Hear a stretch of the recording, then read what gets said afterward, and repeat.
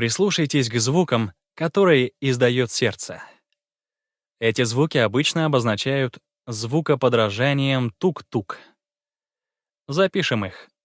Тук-тук. Они повторяются вновь и вновь. Покажем источники звука на схеме сердца. Клапаны выделены для наглядности, чтобы лучше показать источники звука. Добавим подписи. Кровь поступает в правое предсердие. Оттуда в правый желудочек, затем в легкие. Возвращается в левое предсердие, оттуда в левый желудочек. Это камера сердца.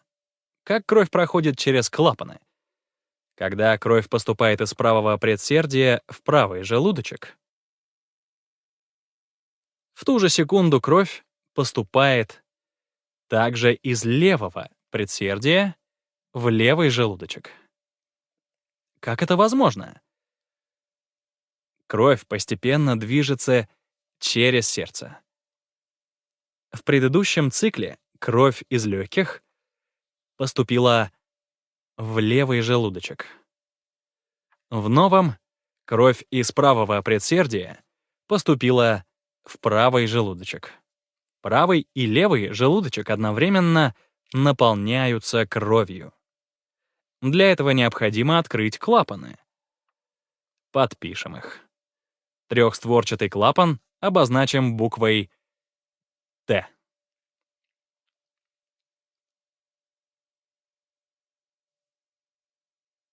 Вот клапан легочного ствола.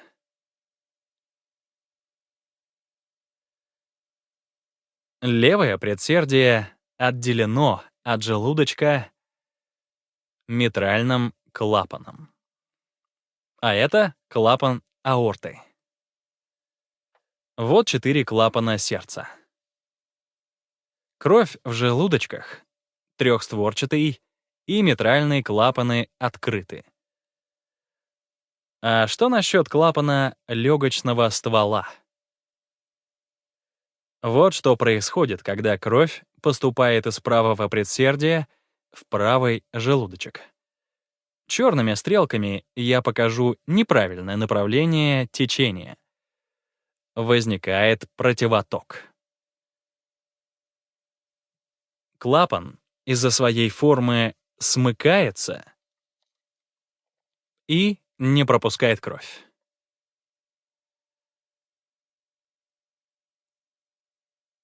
Клапан закрывается. То же происходит с другой стороны. Чтобы кровь не текла неправильно. Клапан закрывается. Белым показано правильное направление, черным — неправильное.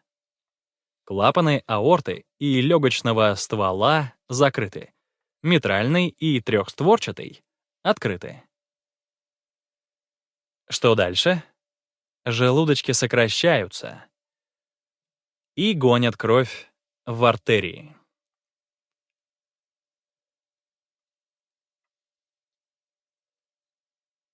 Стираем эти стрелки, потому что направление меняется.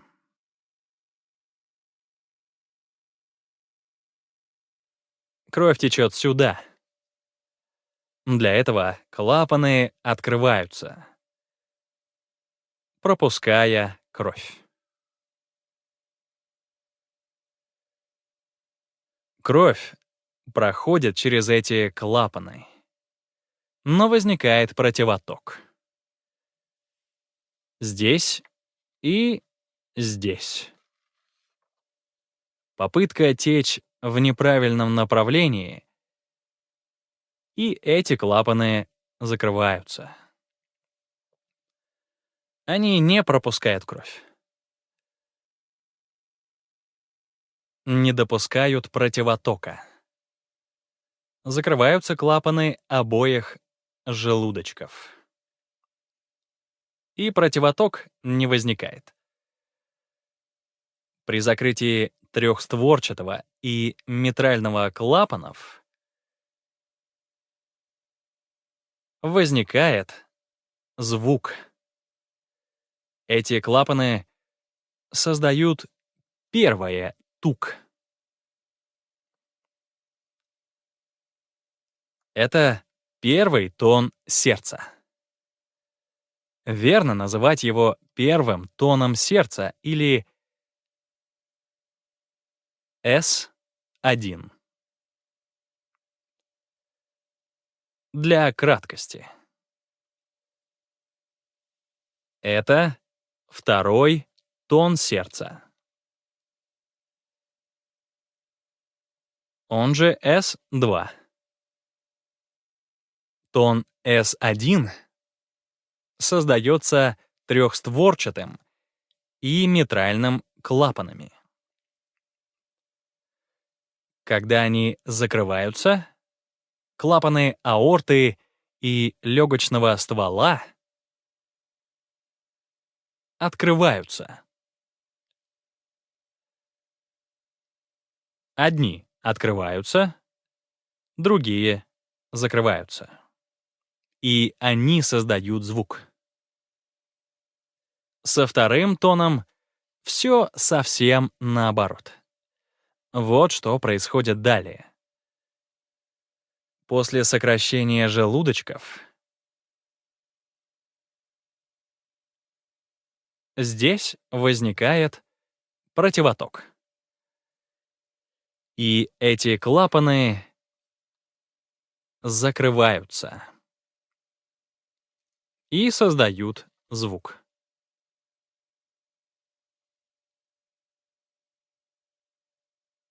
Второй тон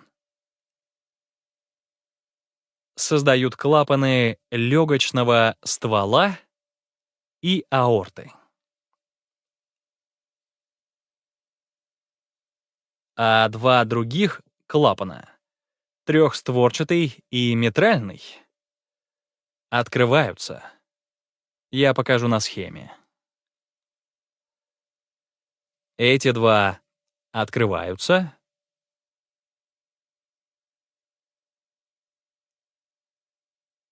Кровь поступает в желудочки.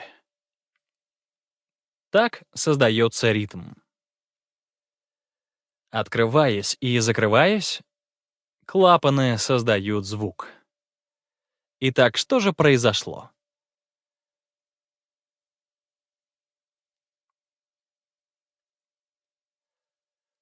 Мы вернулись к началу, совершив полный цикл.